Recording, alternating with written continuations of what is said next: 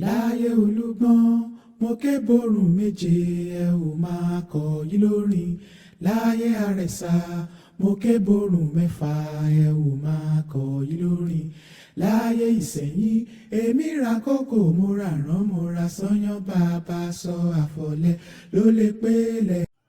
Hello everyone, my name is Ademo Adegbemika Ganiu and I welcome you to my new Yoruba Abrahamic YouTube video. Today I want to touch about Messiah or the Messianic and its origin from the Yoruba traditional belief which they use to identify their Orisha within their tradition and the likely was surrounding it in breakdown. The word Messiah is a title which its origin can be found among the Yoruba people's pre-existing Orisha identity, which in its breakdown were what the Westerner actually exploited to make up their alien religion that they created after slavery ended and choke on the African people's neck. In a general term, Messiah is globally known today by different scholars among different religions as the anointed ones, and that is true with explanation, and was indeed used only to qualify all Abrahamic heroes from A to Z who were said to be very divine in their lifetime, were chosen by the Almighty and were sent down to earth to either deliver the same Almighty's message or even to liberate their people as a nation in their respective time. In a nutshell, the Messianic attributes collectively were all about different heroes in Abrahamic books as messengers. And when we are referencing to these people, we should not get carried away either as Jew, Olodumare, Olodumare, or Israelites, and Oyashirela that migrated back to West Africa, or the Arab, the colleagues of the Oyashirela in North Sudan, which are the Ijebu, or the concerned nation, which are the Hebrew people concerned in Africa. We are actually or obviously identified with the Africans collectively, and importantly, the Yoruba people, the main people of the history. Therefore, it is high time for we African by now to start on depicting the westernizations of the pictures of these people. They've planted the seed of whiteness of the appearance of these people in our hearts for so many years, and this is the time African needs to start now on depicting what they've implanted as an imaginary of white figure from Hollywood movie that they've had in their mind. And because even the prophet you are actually portraying as white people debunk their nonsense of being white, and that is for a fact even in your own book. In generality, the word Messiah basically means the anointed one from the heaven, from the Almighty in heaven, and this anointing concept was what gave birth to the anointing concept was what we are taking from the initial word Orisha. In its stretch pronunciation can be said as Eniti Orisha da, or Eniti Eleda Sha Lesha, or Eniti Eleda Sha. The Yoruba people have different way of approach to a single word. If you're not a Yoruba person, it might be harder for you to understand the deeper part of this. So either you could now, it basically means as a Messiah, the Messiah word, which the entire world now understood as the anointing, is the same definition that Orisha also mean, because Orisha too also mean the anointed one. This is why I said either you say is a Messiah or Orisha, they mean the same thing. They mean the anointed chosen one from the Almighty. Likewise, why in antiquity before Christianity was created, that the true Messianic system was earlier formed. The true Messianic system was all about tradition. It has nothing to do with indoctrination before the Roman created Christianity. So when we are talking about the true, it has to do with the legacy or the traditions of the Yoruba people that earlier dwell in North Sudan, who formed the idea of Messianic religion. And that Messianic is actually Olorisha, because the followers of Messiah now became the Messianic people, while the followers of Orisha now became Olorisha. The Messiah became the Messianic, the people, while Orisha became the Olorisha. Do you understand? And they both mean followers of the anointing people. So these are the same word these are different words from different view of lens. One is indigenous to Africa, the another word English is Messiah, while Orisha is the indigenous word of it, and the indigenous word predated the English language of Messiah. So the idea of Messiah was actually taken from Olorisha that existed earlier. I hope I'm making sense. So in further breakdown, the term or the title of Messiah will indeed encompass different. This describe is not just one body, it's of different messengers in categories, because to be identified or be called as a Messiah from the Almighty in heaven, it also actually naturally makes you directly or indirectly a special being, which are to be given power, and to have power comes with responsibility to deliver a mission or a cause on earth. So in other words, the title Messiah is the same meaning as messenger. You can call of them Messiah, which is Orisha. You should also call them the messenger. You are basically referring to the same person from different view. And the term messenger is a general name that were attributed to every single creation that the Almighty have earlier sent to earth. It doesn't matter whether you are an angel, which the Yoruba people refer to as Orunmila, or as a prophet, which the Yoruba people understood as Orisha, or as an hero, which the Yoruba people understood as a special being, or Orisha, because we have different Orisha in Yoruba land. Some Orisha are categorized as Orunmila, angel-like. We have some Orisha who are better known than the real Orisha, the figure one. And we have ordinary Orisha, people like today's Sunday Igboho. If Sunday Igboho continue to do what he does today, trying to liberate the Yoruba people from the political drama happening in Yoruba land, after 200 years, it might still be remembered in history that at so point in our time, there was a man who writes from so or your state, Fido's, and that also makes him an Orisha. But his own level of Orisha cannot be compared to the real Orisha that the people honor as deity. While the one that you even honor as a deity can also not be compared to bigger Orisha, who are the likes of the angel, the real likes of Shango. So there are different status as Orisha. This is likewise the same case. Well, that's exactly what I'm saying when I say as a general messenger, we also have different categories. I hope I'm making sense. So by default, what actually separates the messengers in a clear term from one to another can be cited from just two factors. Number one, the responsibility they carry or they hold as a message deliverer as someone, and also the mode of their creation in existence. Like when we talk about Ogun is a spirit. They don't belong to this. Even though they live on earth, they do among the Yoruba people, their creation is from heaven. They all descended down to the earth. And he is also a messenger, but an angel messenger, which is Orunmila, Orisha. But when we are talking about the likes of maybe like Bilikisi Shugbon was born. We know her family, we know everything. She is also an Orisha. She fought for the people, but she was created on earth.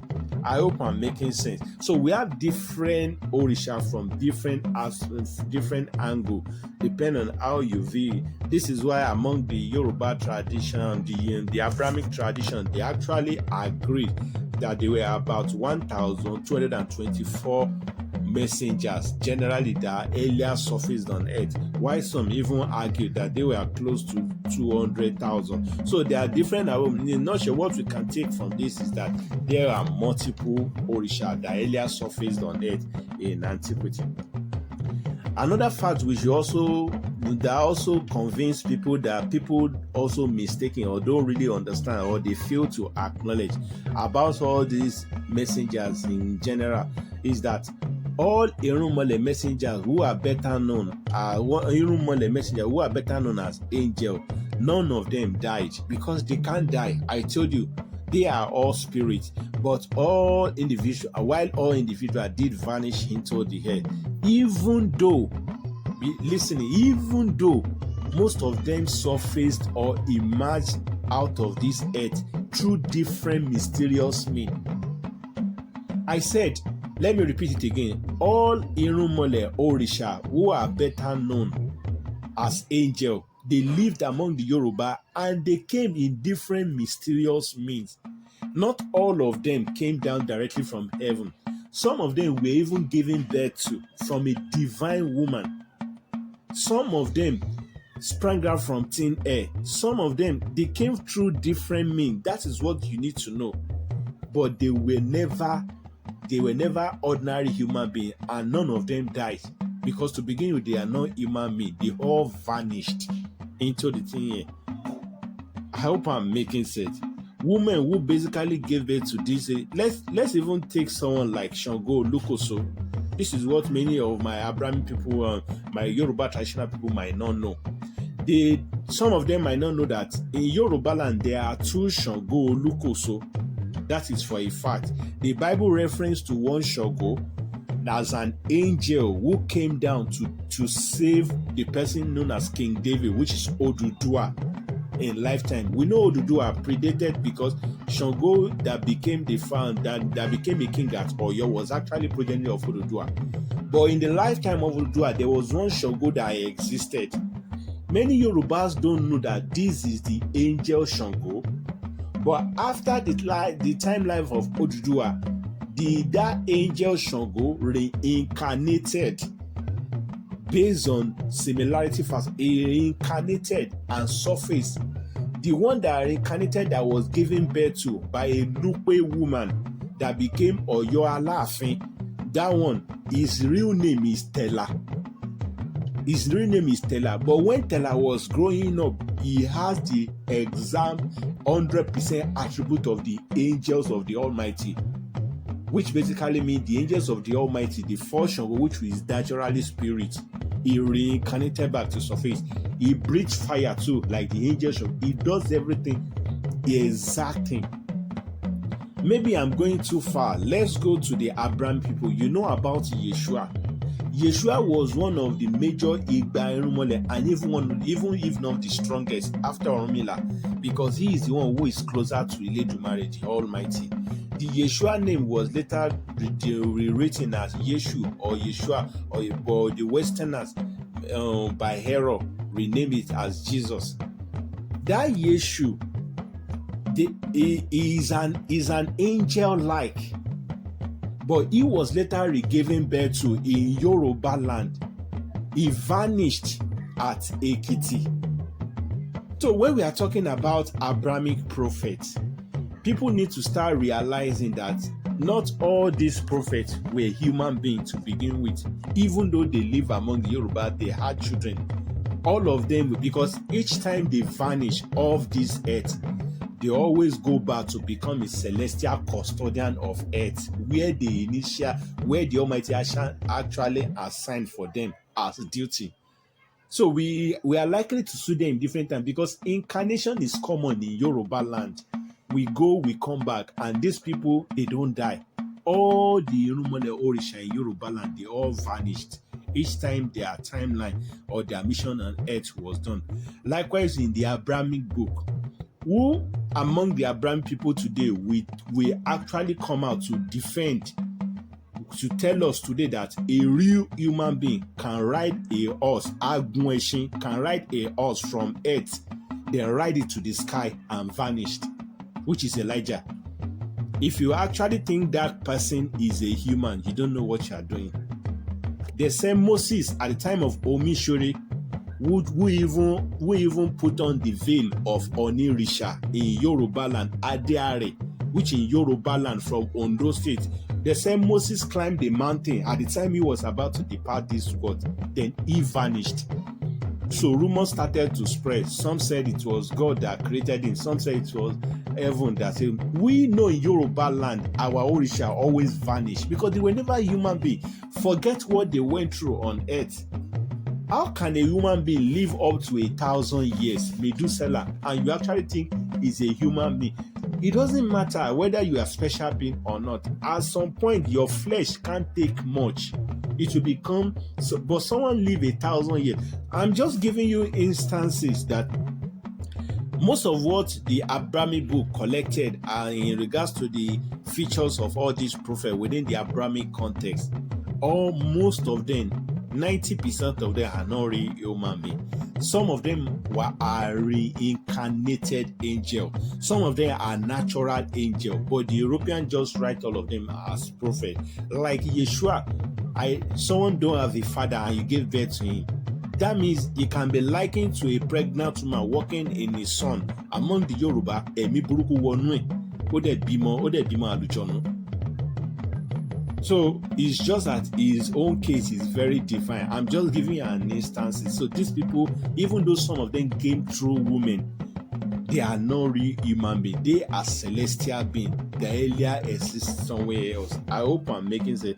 So it isn't about the way the European documented these stories in Abrahamic. It's all about the reality of how these people live, their legacy, and things they did that were very mysterious.